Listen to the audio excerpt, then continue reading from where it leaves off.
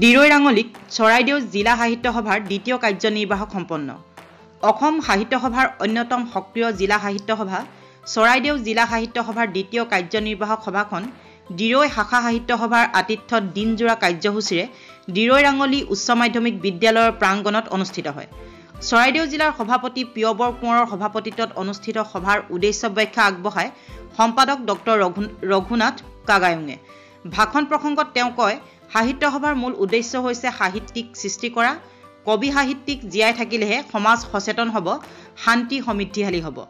লগত উপস্থিত থকা সকলো বিষয়ববীয়া উপসমিতিৰ বিষয়ববীয়াক অভিনন্দন জ্ঞাপন কৰে।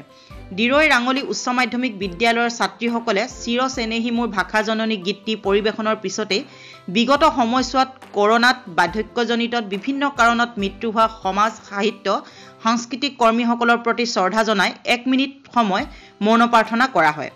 সভাত জিলাৰ সভাপতি নিৰঞ্জন ফুকন, সহকাৰী সম্পাদক ভূপেন বৰুৱা, বাছা বৰা, প্ৰশাসন সচিব কল্পনা বৰুৱা, ইতিহাস উপসমিতিৰ আহ্বায়ক দুৰ্গাধৰ দিহিঙীয়া, কুহিৰ উপসমিতিৰ আহ্বায়ক ভীমবৰ পাটিৰী, প্ৰচাৰ উপসমিতিৰ আহ্বায়ক স্বপন কৰ, জিলা সদস্য জিলা বিষয়ববীয়া ফণীন্দ্ৰ চেতিয়া, নিৰঞ্জন শইকীয়া, নৰেন ভূঞা, অনন্ত কৃষ্ণ মহন্ত, ফৰিদ আলী, ঘনমোহন বৰুৱাকে আদি কৰি কেইবাগৰাকীও জিলা সদস্য তথা শাখাসমূহৰ সভাপতি সম্পাদক উপস্থিত থকা সভাত 2020-21 বৰ্ষৰ মধ্যকালীন অধিৱেশন ডিৰৈ শাখা সাহিত্য সভাৰ আমন্ত্ৰণ ক্ৰমে অহা 16-17 জানুৱাৰীত দুদিনীয়া কাৰ্যসূচীৰে অনুষ্ঠিত কৰা মুকলি সভালৈ অসম সাহিত্য সভাৰ সভাপতিক আমন্ত্ৰণ কৰা, আজীৱন সভ্যৰ সংখ্যা বৃদ্ধি কৰা, আগন্তুক বৰ্ষটোক গ্ৰন্থ প্ৰকাশ বৰ্ষ হিচাপে লোৱা আদি কেইবাটাও গুৰুত্বপূৰ্ণ সিদ্ধান্ত গ্ৰহণ কৰে।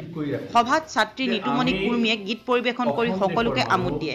শেষত শলাগৰ শৰাই আগবঢ়ায় ডিৰৈ শাখা সাহিত্য সভাৰ সম্পাদক ফৰিদ আলীয়ে। অসমীয়াতে মূল ভাষা, গতিকে এই অসমীয়া ভাষাটোৰ জৰিয়তে আমি কেৱল অসমতে নহয় সমগ্ৰ পৃথিৱীতে নিজক চিনাক্ত কৰিবৰ কাৰণেও আমাৰ উঠি অহা প্ৰজন্মটোক আমি সুযোগ সুবিধা প্ৰদান কৰিব লাগিব। মই আশা কৰিছোঁ সেই সুযোগ দিবই আমি লাগিব আৰু দিম, আৰু আপোনালোকেও দিব। আৰু আমাৰ প্ৰকৃতিতে যিসকল পিতৃ মাতৃ আছে তেওঁলোকক ল'ৰা ছোৱালীয়ে সচেতন কৰি তুলিব লাগিব। এতিয়া ধৰক 17 তাৰিখৰ দিনা শিল্পী দিৱস হ'ব, তালৈ সাধাৰণতে ছাত্ৰ ছাত্ৰীবিলাক বেছিকৈ আহে, কিন্তু পিতৃ মাতৃসকলতো নাহে। এনেকুৱা ডিৰৈ শাখা সাহিত্য সভাৰ অন্তৰ্গত ডিৰৈ ৰাঙলী উচ্চ মাধ্যমিক বিদ্যালয়ত চৰাইদেউ জিলাৰ দ্বিতীয় কাৰ্যনিৰ্বাহক অনুষ্ঠিত হৈ যায়। আৰু আমি ডিৰৈ শাখা সাহিত্য সভাই অতিকৈ আনন্দিত হৈছোঁ, অতিকৈ সুখী হৈছোঁ। চৰাইদেউ জিলা সাহিত্য সভাই এনে এটা পদক্ষেপ আমাক উদযাপন কৰিবলৈ দিয়াৰ বাবে আমি নথৈ সুখী হৈছোঁ।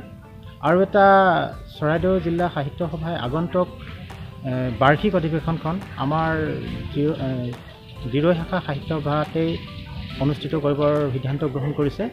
আৰু এটা উল্লেখনীয় কথা এইটোৱে যে অহা 17 জানুৱাৰী তাৰিখে আমাৰ ডিৰৈ শাখা সাহিত্য সভাৰ নতুন এটা কাৰ্যালয়